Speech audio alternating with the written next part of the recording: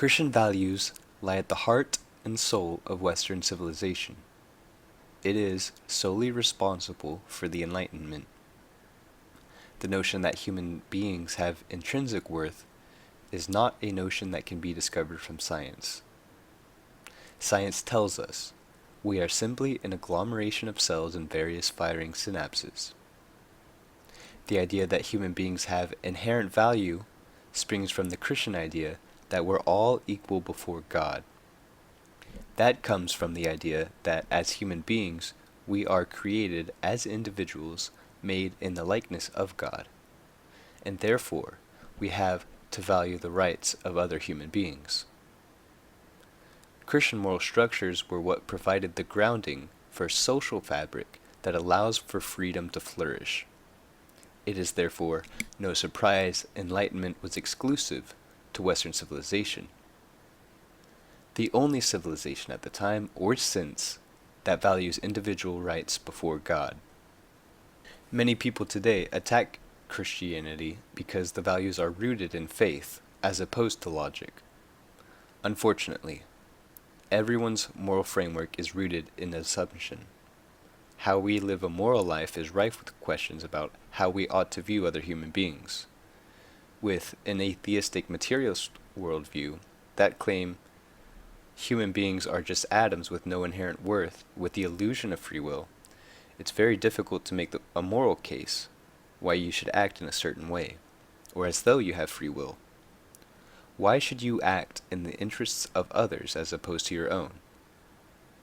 If, however, you believe there is a moral standard above and beyond you, but you were created with a soul, something that exists beyond death, in other words, Christian values, then that will provide the logical framework that allows for the flourishing of human freedom. That does not mean every Christian-based society is going to end in human freedom.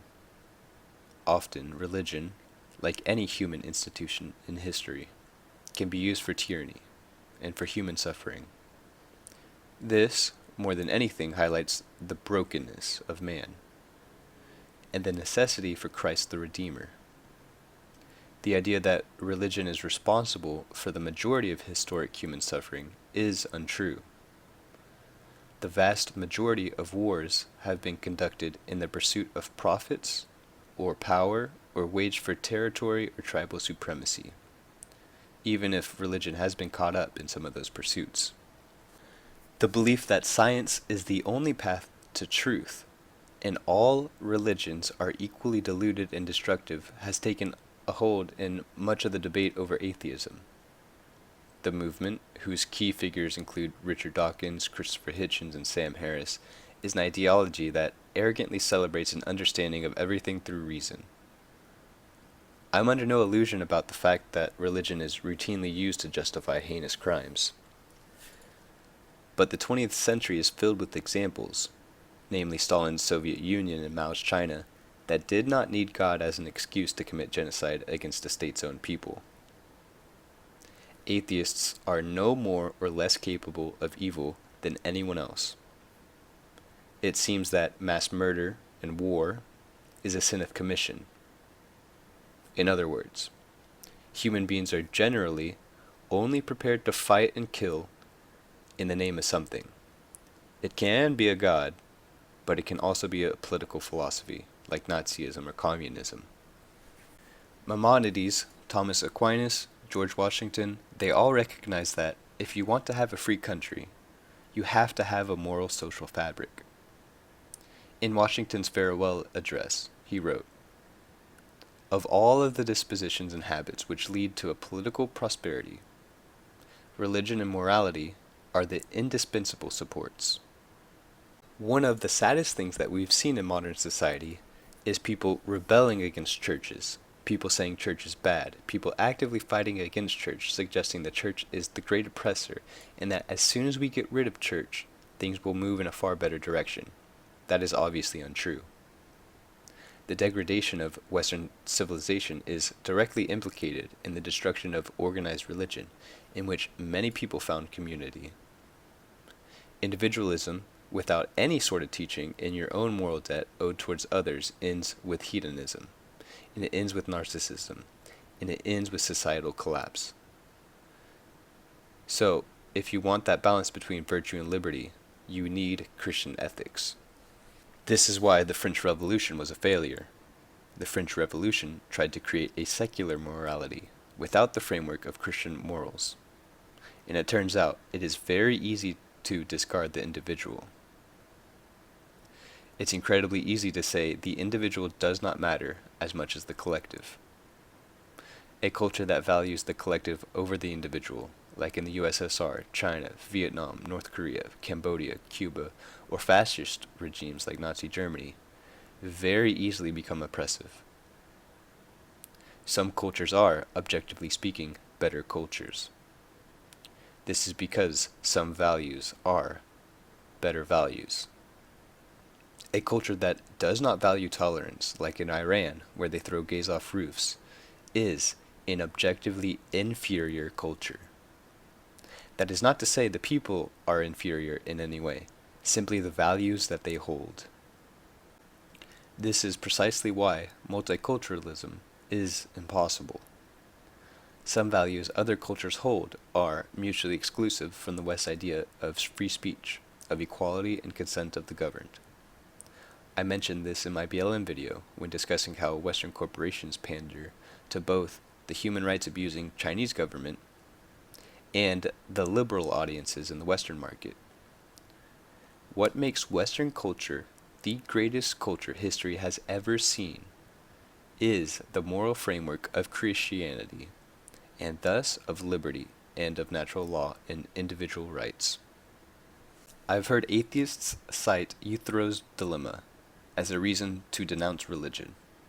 Essentially, if moral principles cannot be right simply because God said so, there exist secular reasons.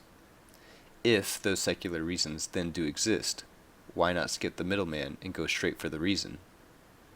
The problem is, some of the higher order morality about the value of individuals cannot be done simply through reason.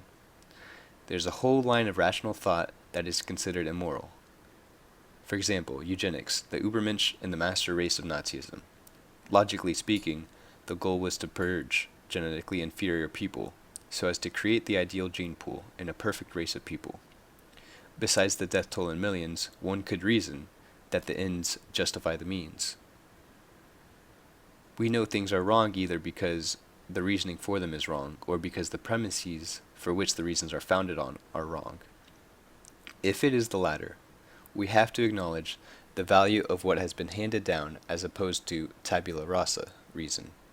If you are atheist or agnostic, I won't make the argument that you need to convert to Christianity. I'll make another video about why you should, but for this video simply understand. The blessings of prosperity and liberty you are experiencing right now are a result of Christian values. And if you want to maintain those blessings, you should, at the very least, practice and promote those values. In a way, what I'm saying is, you do not have to believe, but you should act as if you do believe.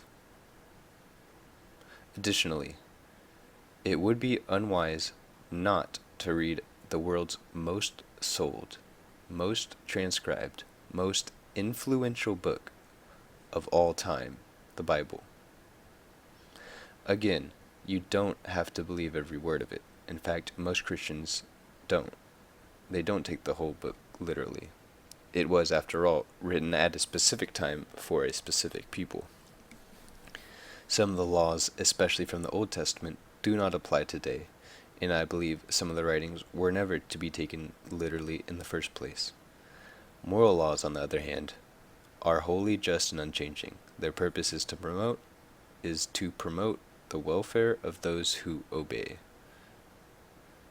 The culmination of these rules make up the framework of morality.